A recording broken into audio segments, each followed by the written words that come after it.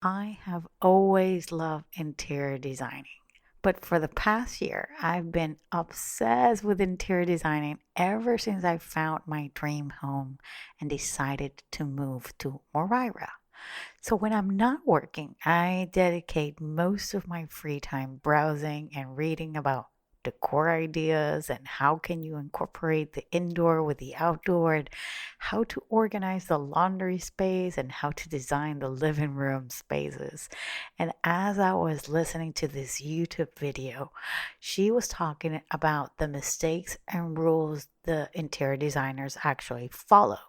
And it got me thinking that there's a lot of mistakes and rules that we as marketers and we as business owners put forward in our marketing and our messaging, when in reality, we should be breaking the rules. And if we want to be noticed on social media, but our messaging needs to come across in a way so that we can actually get more leads and more sales. So let's talk a little bit more about this. Hey, I'm Veronica De Polo. You are about to experience the new way to become the visible entrepreneur, to thrive in your business and in your life, and standing up for what you want to create. With the help of my Branding Momentum podcast, you'll discover what mindset shifts you have to take to have the visible mindset, build the unique messaging to communicate with your potential audience.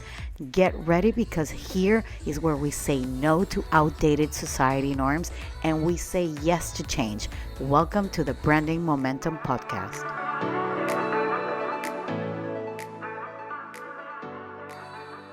So I believe that we in this day and age, when we're trying to get noticed, we're trying to generate more leads by promoting our business, we need to be breaking the rules. And I must confess that I was never the type to follow the rules growing up. I did obey the law, but not the rules. Veronica, you can't do this. And I would immediately do that. But yeah, and I think that's why, the interior design video struck a nerve with me because the amount of rules and mistakes they do in the interior design world are very similar to the mistakes and rules we are doing with our marketing and our messaging, most of which I've mentioned here before. Like, don't compare yourself to others, focusing too much on, vanity metrics and the views and the followers, and don't overthink your actions when you're creating your marketing, or the need to impress other people, or copying other people's strategies, thinking that those actually will work for you, or overdoing something, like, for example, designing more and being too much of a perfectionist. Oh, God, at the perfectionist level, believing that maybe one post will be the one saving grace that will get you to leads to your sales, but actually promoting your business on social media, on your websites, through your emails is a long haul game. Marketing is a long game, and you have to be testing all the time. And I know you've heard me say this, you've got to become a scientist when it comes to marketing.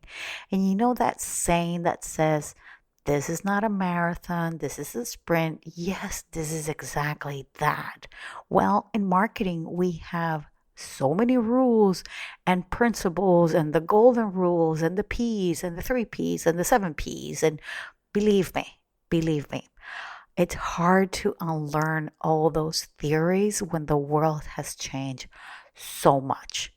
But I'm not saying that you should not listen to these principles and these rules.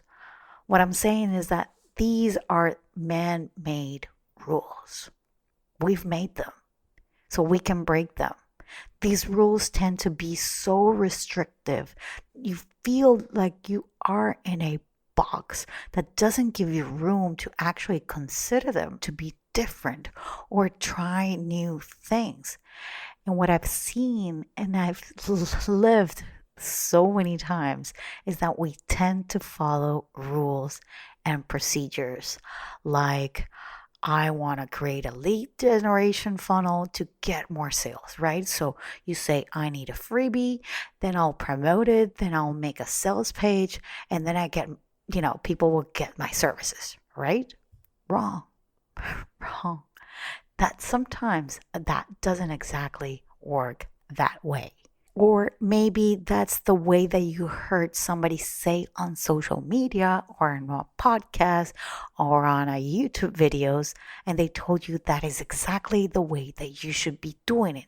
And that's the way that you should be, be talking and saying about your services, or like an old rule, like you should hustle to be successful, right? We don't think that hustling makes you successful.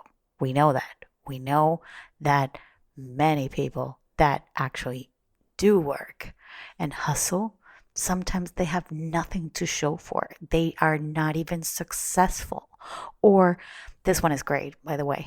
Doing hard cold calls to get people to work with you, especially if you want to get a big company to hire your services. Or how about the rule that you should network more and become a thought leader, when in fact, you're not even warming your email database? Like the people that already live on your email, and you're completely neglecting them.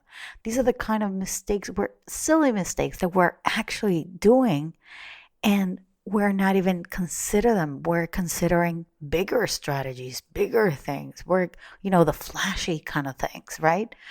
And let me tell you, networking is really hard. Now you see all these rules that we actually do is put limits on you promoting your business.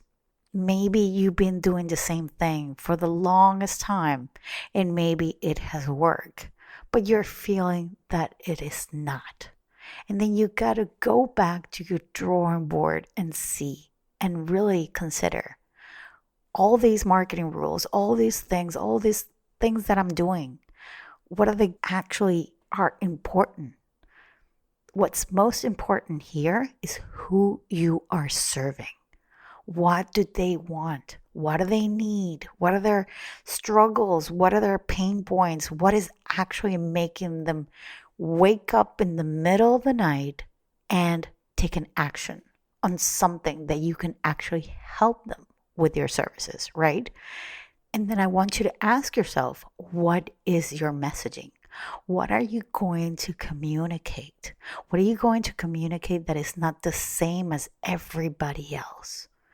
And the trick is, you got to listen more and then internalize that and put yourselves in the shoes of your customers and of your potential customers. I know you've heard me say this before, but we keep doing the same mistakes. We are listening to so many people that we don't actually take 2 minutes to simply understand what your actual customer wants. Because when you want to create something for your business, you need to create a demand, right? You need to create an irresistible offer. So there is a no-brainer decision when it comes to them saying yes to what you have to offer. So I know this entire episode was all about the rules and the mistakes. And the only rule and mistake you should not be making is to not listen. Because in the end, what we have is the way that we say things, how clear we are with our words, our communication, how we communicate on a everyday level. Every time we talk to a customer, how we talk to your family, your friends, the way you talk, the way you express yourself, that will be something that will differentiate you from anybody else. Your message, the way you say things, how clear you are. If you begin to use words that are like other people usually say, maybe you find your own way of saying them, not to be clever or creative. No, just to be clear, so that people actually understand and you tap into their identities of who they are, what they actually want. That is a good marketer. And I know maybe you're listening to me and you're not into marketing, but you want to understand a little bit more about marketing and messaging.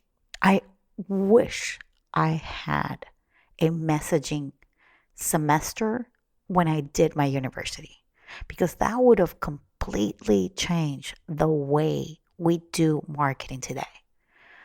Marketing is strategies and how you want people to get to one place to another place.